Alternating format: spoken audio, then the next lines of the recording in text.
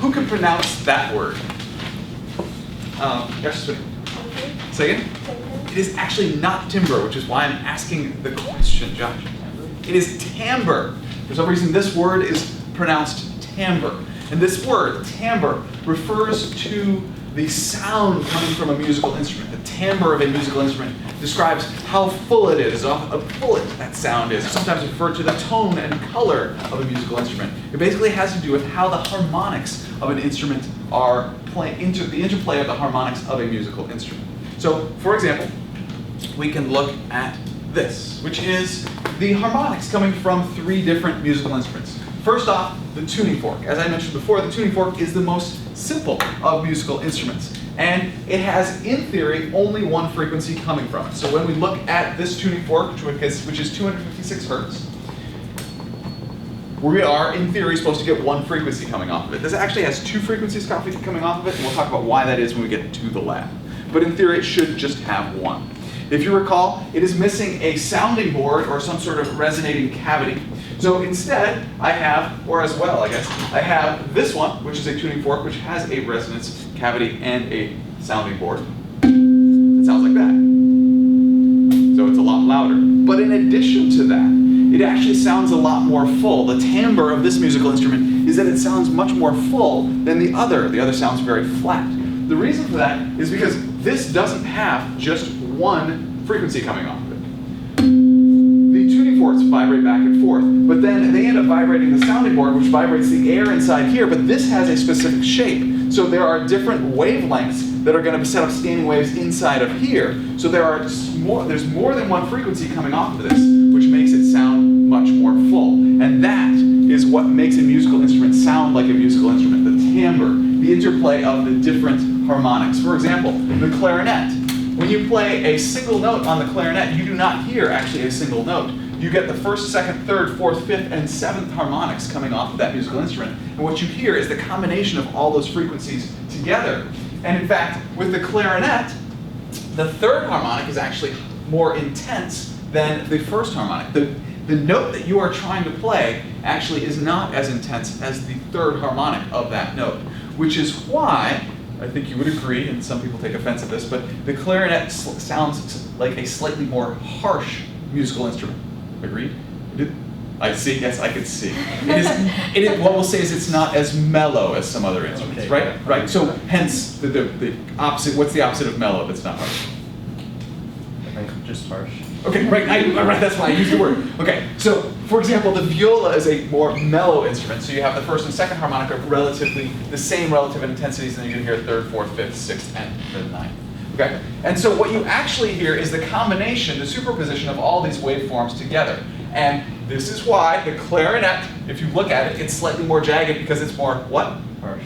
Unfortunately, it's slightly more harsh or less mellow if you prefer. And that is because of this third harmonic. Notice, you're only going to get the sine wave coming from a musical instrument if you only have one frequency or the first harmonic coming from that musical instrument.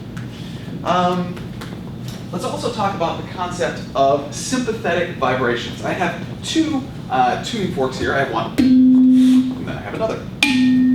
Okay. But what's interesting is, when I play this instrument, it actually ends up vibrating the air, which vibrates the air in here, which vibrates this tuning fork. If you listen carefully, you can hear that this one is now playing.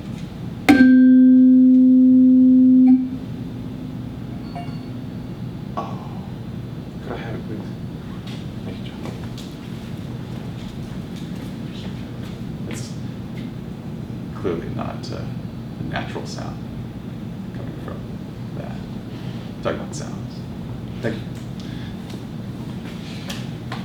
All right, so again, we have sympathetic vibrations, and this is the way musical instruments work, right? When you play one note, it actually ends up causing other notes to come from the musical instrument. In this particular case, we cause this one to vibrate as well, sympathetic vibrations. Okay. Now, let's do this. Talk about this specific scale that we live in, which is called the 12-note chromatic half-step musical scale.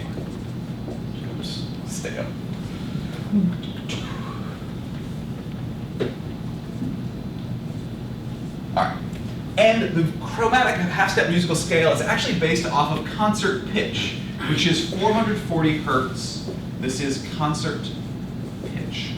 440 hertz is the A above middle C. A4, concert pitch, the A above middle C. Now, it is at 440 hertz. And what's interesting about this is that concert pitch actually wasn't standardized until the 1930s, when an international group of people got together and they said, we need to have a standard concert pitch. Because if you went from one state to another, or from one country to another, you would actually get different concert pitches, and therefore the music would actually sound different because it was not at the same frequency when you went from one place to another. So they standardized concert pitch. Now, this doesn't mean that everybody agrees that this should be concert pitch. It just means that it's an international standard. There are jazz musicians who feel that it should be instead 444 hertz. And there are actually huge arguments about this, and I'm not going to go there, okay? It's fine. If you go to different musical halls, you'll find that they'll have two pianos, where they have one tuned at 440 hertz and one tuned at 444 hertz. An interesting background on concert pitch. In my studies of music, I wish I could remember which king, but a king several centuries ago decided that his subjects were not happy enough, that everyone was a little bit too maudlin, and he decided that he would raise concert pitch by a few hertz, and this would make everyone happier, because all the music would be slightly higher in pitch and happier, and that would make everyone much happier, which is what kings do, rather than. So, 440 hertz, we have the chromatic half-step musical scale. Now, in order to get to the next note, what we need to do is we multiply this note, 440 hertz, by 2 raised to the power 1 over 12. This will get us to the next note, which is A sharp. So, I recently put together this spreadsheet for you, which is, starts on the left here with, this is actually the first note on a piano. That's the bass frequency on a piano. But let's go up and talk about concert pitch. So concert pitch is right here at 440 hertz. So 440 hertz. In order to get to the next note, we take 440, we'll multiply by 2 to the power 1 over 12. That'll get us to A sharp. So you can see right here, I've done exactly that. 2 times 2 to the power 1 over 12. So A sharp is 466.16 hertz. In order to get to the next note, we do the same thing. We can go all the way through A sharp, B, C, C sharp, D, D sharp, E, F sharp, G sharp, and A. All the way through all the notes in the chromatic half-step musical scale. I also wrote down the major scale here for you so you can see it. We have A, B, C sharp, D, E, F sharp, G sharp, and A. Whole, whole, half, whole, whole, whole, half. Intervals. So that is a scale, and those are all the frequencies for the scale. But let's return and talk about physics for a minute. Let's say 440 hertz is our fundamental frequency, or the first harmonic, where n equals 1. The fundamental frequency is 440 hertz. How do we then figure out where n equals 2, the second harmonic?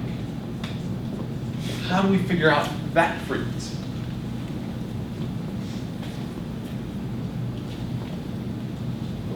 We actually went through this last time. Yes, Stuart? Isn't it just the next scale? Like, instead of A4, A5 would be A6? Well, technically, A5. Yes, but I want to know how do we get to that? That's actually the music behind it, but we want to start with the physics and then get to the musical theory. So how do we figure out the frequency for the second one here? Yeah. 440 times 2 to the power of 112 to the power of 12? True. Oh, which is times 2. Right. 2 to the power of 1 over 12 times to the, yeah. So it's just times 2. Remember, 2 times the fundamental frequency, or 880 hertz. If you recall, one of the equations we used was n times V over 2L. This was for a stringed instrument or for an open pipe instrument, where n is the harmonic number, V is the speed of sound in the medium, so it would be either on the wave on the string or the sound in air, over 2L, where that L is the length. So in order to get to the second harmonic, all we had to do was change 1 to 2. So we simply multiply the first harmonic times 2. And the same is true for all the harmonics. So the third harmonic is just going to be the first harmonic times 3, so on and so forth. Now returning back to music. As Stuart pointed out, we go from 440 hertz to 880 hertz, which goes from A to A. What's the musical interval going from A to A? Class. An octave. Okay. And what we're going to do now is we're going to walk our way through what the harmonics are and what the intervals are. So we're going to come back up, and instead of basing it off of a 440 hertz, we're actually going to base it off of the bass note here, the A, the lowest A, which is 275 hertz. So 275 times 2 to get to our second harmonic is 55. And as you recall, going from A to A is an octave. Going from the first to the second harmonic in musical terms is going up an octave. Going from the second to the third harmonic goes from A to E. What is the musical interval there, going from A to E? Class. Perfect fifth. It's called a perfect fifth. How about going from the third to the fourth harmonic? We go from E to A. Stuart? Perfect fifth. No. Fourth. Or wait, E to A? E to A. Oh yeah, fourth. Perfect fourth. Perfect? Fourth. Perfect fourth. So again, first to second is an octave, second to third is a perfect fifth, third to fourth harmonic is a perfect fourth. Okay? From the fourth to fifth harmonic, we go from an A to a C sharp. Stuart? Major third. Major third. From the fifth to the sixth harmonic, we go from C sharp to E, which is a Minor. Major third still. nope, Minor third. minor third. So notice, built into the physics is the musical theory.